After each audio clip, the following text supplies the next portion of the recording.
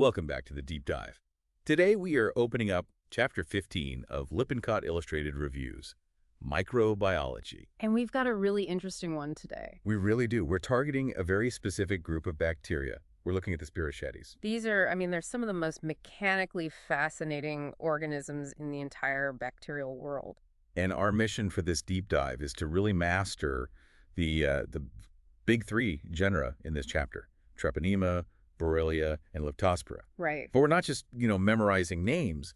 We want to understand their unique structure, why they're shaped like corkscrews, how that shape turns them into these biological drills. And how that leads to diseases like syphilis and Lyme. Yeah. It's a perfect example of form following function. Exactly. When you look at the overview in the text, it defines Spirochetes as, long, slender, gram-negative bacilli. Which sounds a little dry for what they actually are. Sounds so boring because they're helical, they're coiled. And that shape, it's not just for looks, it is their primary weapon. I was looking at figure 15.2 in the chapter, which breaks down the anatomy, and it just completely changed how I picture bacteria moving. Okay. Usually we talk about flagella, right? These little tails whipping around on the outside of the cell. Like an outboard motor on a boat. That's the standard model. Right. But these guys, it's like they've tucked the motor inside the boat. That is a great way to visualize it. Figure 15.2 shows these endoflagella, which are also called axial filaments. Endoflagella. Yeah.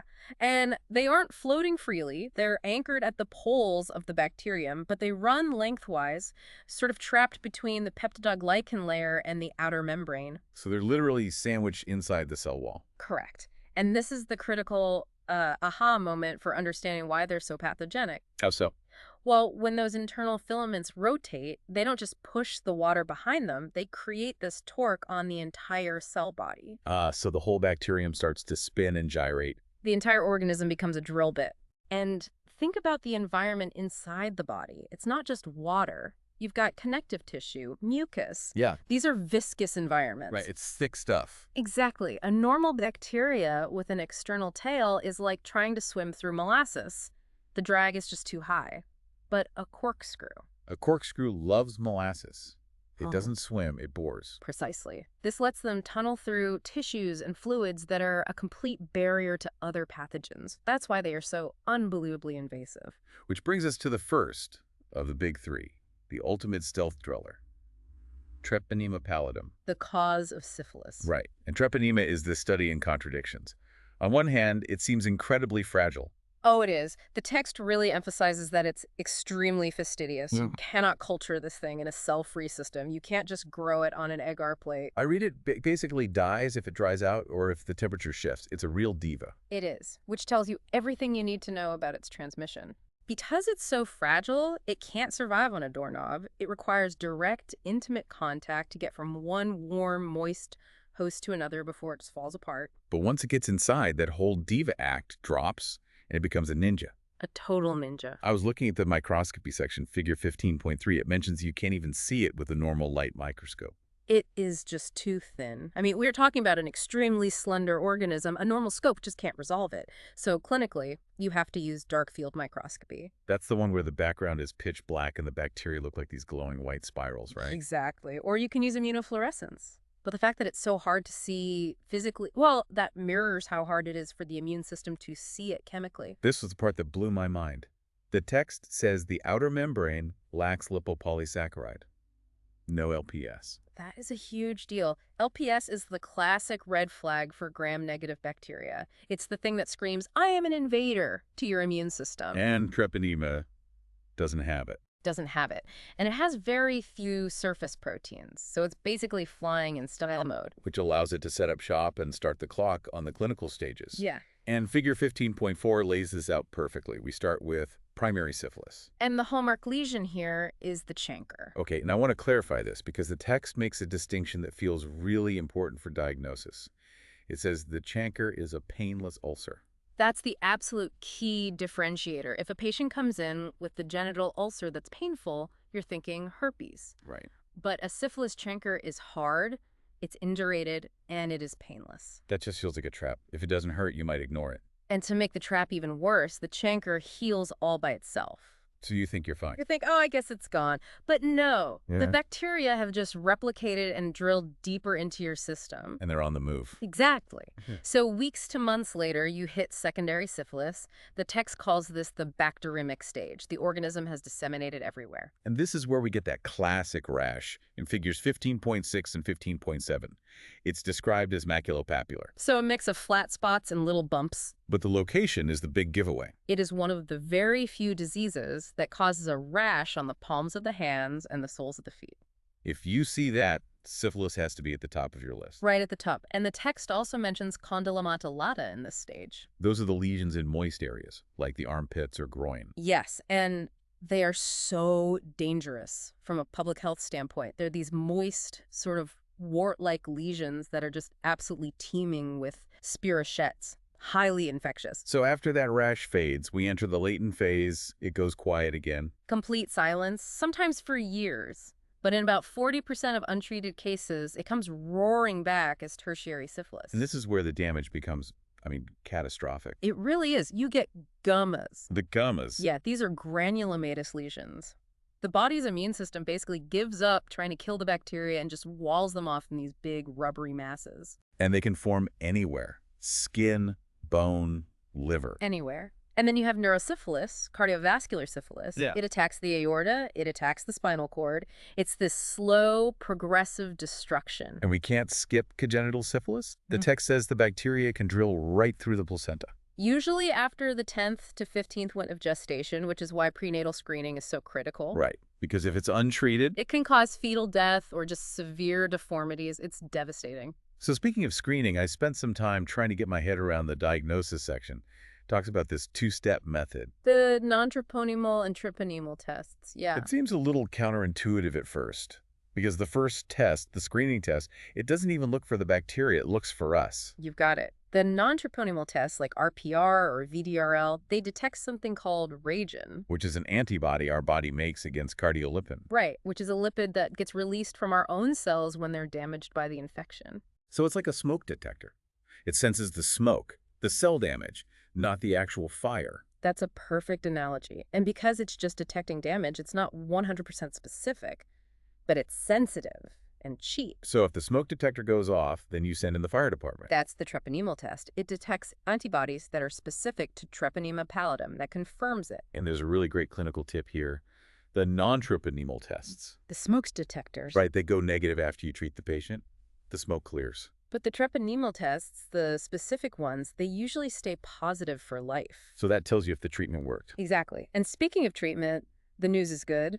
Penicillin G. The original magic bullet. It still works. We don't see significant resistance, which is, it's a miracle in microbiology these days. Okay, let's leave the stealth agent and move into the woods.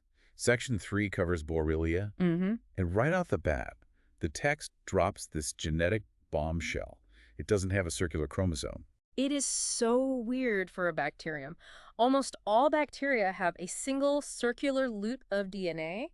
Borrelia has a linear chromosome. That's wild. And it has all these plasmids, too. It's just a messy, complex genome. But breaking all the rules. But let's talk about the big one. Lung disease. From Borrelia burgdorferi. Transmitted by the Ixodes tick, the black-legged tick. Now, I want to drill down on something in the pathogenesis section.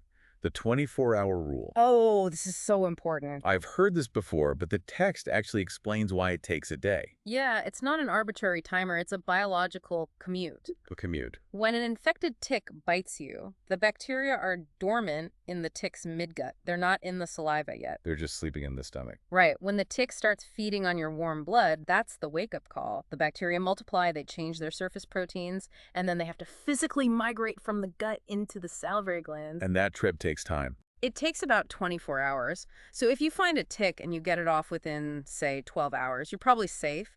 The bacteria just haven't made it to the saliva. That makes me feel so much better about doing tick checks.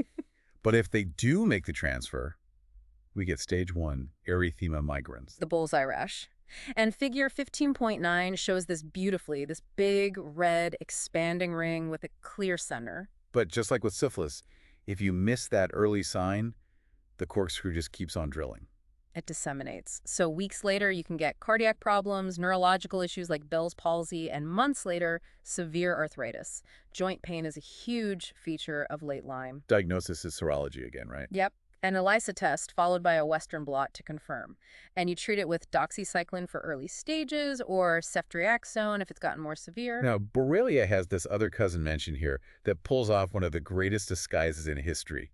Borrelia recurrentis. The cause of relapsing fever. This is just a masterclass in genetic agility. It's called relapsing fever because the fever comes and goes. Over and over. A high fever, it breaks, you feel better for a week, and then bam, it's back. And the why here is antigenic variation. It's brilliant. Think of it like a bank robber changing clothes. The bacteria show up in your blood wearing coat A. Okay. Your immune system recognizes coat A, makes antibodies, and kills 99% of them. The fever breaks. But 1% survive. Because that 1% already switched to coat B, and your old antibodies don't work on coat B. So they multiply, the fever spikes again, and the whole process repeats. That is exhausting. Figure 15.11 actually charts this out. It looks like a roller coaster. It's a battle of attrition. Eventually, your immune system wins, or the bacteria run out of coats. And there's a quick distinction the text makes. Epidemic versus endemic relapsing fever. Just remember the vector.